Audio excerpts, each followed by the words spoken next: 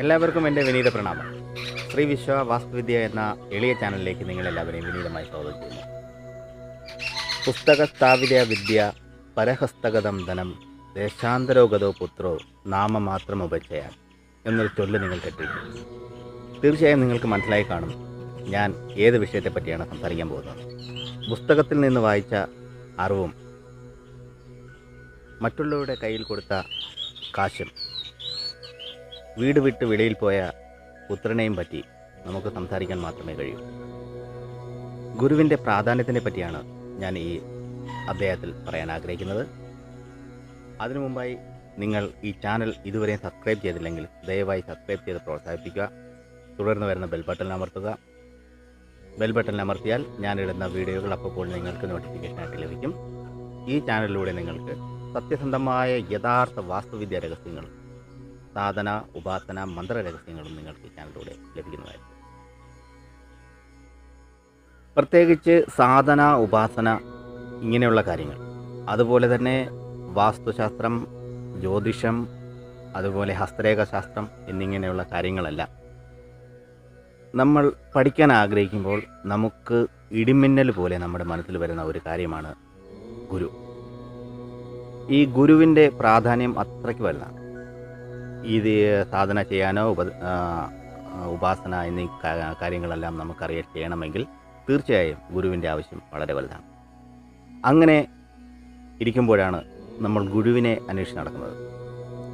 ചിലപ്പോൾ യൂട്യൂബിൽ കണ്ട വീഡിയോ ആയിരിക്കാം, ചിലപ്പോൾ ഏതെങ്കിലും ടി വിയിലൂടെ ഇൻ്റർവ്യൂവിലായിരിക്കാം, ചിലപ്പോൾ അവരിടുന്ന ഡ്രസ്സായിരിക്കാം, ചിലപ്പോൾ അവർ പറയുന്ന മന്ത്രത്തിൻ്റെ ബാക്ക്ഗ്രൗണ്ട് മ്യൂസിക് ആയിരിക്കാം. ചിലപ്പോൾ നമ്മളായി ഒരു ആളെ നമ്മൾ വളരെ ആകർഷിക്കപ്പെടും.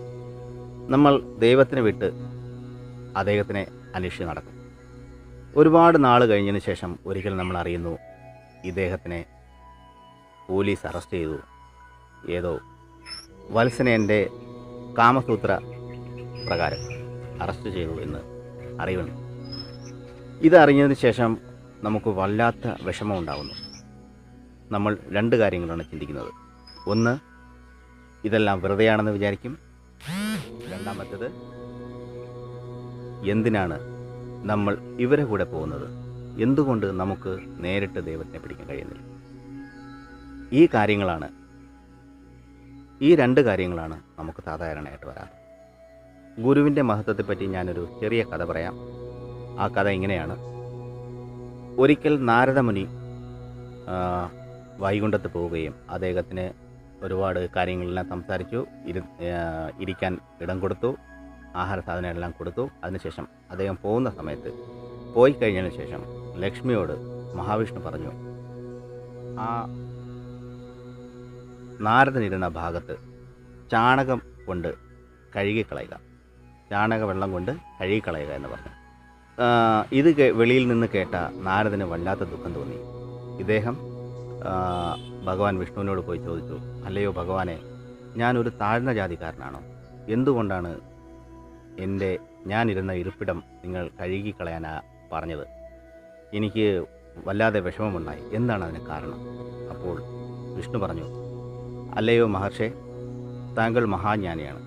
പക്ഷേ താങ്കൾക്ക് ഗുരുവില്ലാത്ത കാരണം, ഗുരുവില്ലാതെ നേടിയ അറിവാണ് താങ്കൾക്കുള്ളത്. അതിനാൽ താങ്കൾ ഇരുന്ന ഭാഗം കഴുകി വൃത്തിയാക്കണമെന്ന് ഒരു ആചാരമുണ്ട്. ഇത് കേട്ട നാരദന് വല്ലാത്ത ദുഃഖം തോന്നി. ഇദ്ദേഹം വീണ്ടും നമ്മുടെ വിഷ്ണുവിനോട് ചോദിച്ചു, അല്ലയോ ഭഗവാനെ, എനിക്കൊരു ഗുരുവിനെ എങ്ങനെ എനിക്ക് നേടാൻ കഴിയും? ഒന്ന് പറഞ്ഞു തരൂ. ഗുരുവിനെ എങ്ങനെ നേടാം എന്ന് ചോദിച്ചതിന് ഉത്തരമായി മഹാവിഷ്ണു പറഞ്ഞത് ഇങ്ങനെയാണ്: നിങ്ങൾ ഭൂമിയിലേക്ക് പോവുക, ആദ്യം കാണുന്ന വ്യക്തിയെ നിങ്ങൾ ഗുരുവായി സ്വീകരിക്കുക. ഇത് കേട്ട ഉടനെ നമ്മുടെ നാരദൻ ഭൂമിയിലേക്ക് പോയി. ഭൂമിയിലേക്ക് പോയ നാരദൻ ആദ്യം കണ്ടത് ഒരു മുക്കുവനെയാണ്. മുക്കുവനെ കണ്ട ഉടനെ അദ്ദേഹത്തിന് അത് അത്ര ഇഷ്ടപ്പെട്ടില്ല.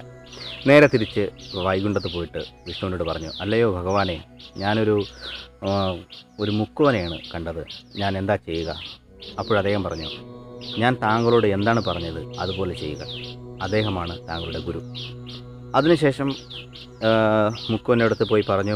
മുക്കുവൻ ഒരുപാട് പ്രാവശ്യം, വേണ്ട, എനിക്ക് പറ്റില്ല, തങ്ങൾ ദേവർഷിയാണ്, അങ്ങേക്ക് അറിവ് തരാനുള്ള അറിവൊന്നുമില്ല, ഇതെല്ലാം പറഞ്ഞതിന് ശേഷം ഒരുപാട് റിക്വസ്റ്റ് ചെയ്തു. ഒരുപാട് പ്രാവശ്യം പറഞ്ഞതിന് ശേഷം ഇദ്ദേഹം സമ്മതിച്ചു. 3-4 ദിവസം ഇദ്ദേഹത്തിൻ്റെ കൂടെ മീൻ പിടിക്കാനും അതിനും ഇതിനെല്ലാം പോയി. ഒരു 4-5 ദിവസം കഴിഞ്ഞ് വീണ്ടും നാരദ മഹർഷി വൈകുണ്ഠത്തേക്ക് പോയി വിഷ്ണുവിനോട് പറഞ്ഞു, അല്ലയോ ഭഗവാനെ, ഇത് അദ്ദേഹത്തിന് ഒരു കാര്യവും അറിയില്ല. ഞാൻ അദ്ദേഹത്തിൽ നിന്ന് എന്ത് അറിവാണ് നേടേണ്ടത്? നാരദൻ്റെ വാക്ക് കേട്ട വിഷ്ണു വളരെ കോപിതനായി. അദ്ദേഹം പറഞ്ഞു, നിങ്ങൾ നിങ്ങളുടെ ഗുരുവിനെ അപമാനിക്കുകയാണ്. നിങ്ങൾക്ക് മനുഷ്യന് വരുന്നത് പോലെ ജരാനരകൾ വന്ന് ഭൂമിയിൽ അലഞ്ഞു തിരിയട്ടെ എന്ന് ശപിക്കുകയും ചെയ്തു. ഇത് കേട്ട നാരദൻ വല്ലാതെ ദുഃഖിതനായി. നാരദൻ അദ്ദേഹത്തിനോട് ചോദിച്ചു, അല്ലയോ ഭഗവാനെ, ഈ ശാപം തന്നത് അങ്ങാണ്. ഇതിനുള്ള പരിഹാരം അങ്ങ് തന്നെ പറയൂ. ഞാൻ എന്താ ചെയ്യേണ്ടത്? ഇത് കേട്ട ഉടനെ മഹാവിഷ്ണു പറഞ്ഞു, ഇതിന് പരിഹാരം പറയേണ്ടത് ഞാനല്ല, നിങ്ങളുടെ ഗുരു തന്നെയാണ്. അദ്ദേഹം ഉടനെ മുക്കുവിൻ്റെ അടുത്തേക്ക് പോയി മുക്കുവിനോട് പറഞ്ഞു, അല്ലയോ ഗുരുദേവ, താങ്കളെ ഞാൻ അപമാനപ്പെടുത്തി. എനിക്ക് അതിനുള്ള ശാപം വിഷ്ണു ഭഗവാൻ തന്നു. എനിക്ക് എങ്ങനെയെങ്കിലും എനിക്ക് അതിനുള്ള മുക്തിമാർഗം പറഞ്ഞു തരൂ. ഇത് കേട്ട നമ്മുടെ മുക്കുവൻ പറഞ്ഞു, ഇല്ല മഹർഷേ, താങ്കൾ ദൈവത്തിനോട് തന്നെ ചോദിക്കുക, എനിക്കതിനുള്ള അറിവില്ല. ഇതിനുശേഷം പിന്നെ അതേപോലെ തിരിച്ച് അദ്ദേഹം അവിടെ പോവുകയും ചെയ്തു. മഹാവിഷ്ണു പറഞ്ഞു, നിങ്ങളുടെ ഗുരുവിൻ്റെ ആജ്ഞപ്രകാരമാണ് എൻ്റെ അടുത്ത് വന്നത്, അതിനാൽ നിങ്ങൾക്ക് ഞാൻ അതിൻ്റെ പരിഹാരം പറഞ്ഞു തരാം. ഈ 3 ലോകവും നിങ്ങൾ ശയനപ്രദക്ഷിണം ചെയ്യണം 3 തവണ. ഇത് കേട്ട ഉടനെ നാരദൻ വല്ലാതെ ആശങ്കയിൽപ്പെട്ടു. 3 പ്രാവശ്യം ശയനപ്രദക്ഷിണം ചെയ്യുന്നത് അത്ര എളുപ്പമുള്ള കാര്യമല്ല. ഭഗവാനെ, എങ്ങനെയെങ്കിലും ഇതിനൊരു മാർഗം പറഞ്ഞു തരൂ. അപ്പോഴും മഹാവിഷ്ണു പറഞ്ഞത് ഇങ്ങനെയാണ്, ഇതിനുള്ള മാർഗം പറഞ്ഞു തരേണ്ടത് നിങ്ങളുടെ ഗുരുവാണ്. ഗുരുവിനോട് പോയി ചോദിക്കും. തിരിച്ച് ഗുരുവിൻ്റെ അടുത്തേക്ക് പോയി മുക്കുവൻ ഇങ്ങനെയാണ് പറഞ്ഞത്. അപ്പോഴാണ് മുക്കുവൻ്റെ കണ്ണിൽപ്പെട്ടത് ആ മീൻ ഉണക്കാനിട്ടിരിക്കുന്ന പായയിൽ 3, 4, 5 പായ ഇങ്ങനെ വിരിച്ചിട്ടുണ്ടായിരുന്നു. ആ പായ കണ്ടിട്ട് അത് പറഞ്ഞു, നിൻ്റെ ദൈവത്തിനോട് നീ പറയുക, 3 ലോകത്തിനെ ഈ പായയുടെ ആകൃതിയിലാക്കി തരൂ, അതിൽ ഞാൻ ശയനപ്രദക്ഷിണം ചെയ്യുള്ളൂ. പിന്നെയും തിരിച്ച് വൈകുണ്ഠത്തിൽ പോയി ഗുരുവിൻ്റെ ആജ്ഞപ്രകാരം വന്ന നാരദന് അതിന് പരിഹാര മാർഗ്ഗങ്ങളും പറഞ്ഞു കൊടുത്തു. ഈ കർമ്മങ്ങൾ ചെയ്തതിന് ശേഷം നാരദന് ശാപമുക്തി ലഭിക്കുകയും നാരദന് ഒരു കാര്യം മനസ്സിലാക്കുകയും ചെയ്തു.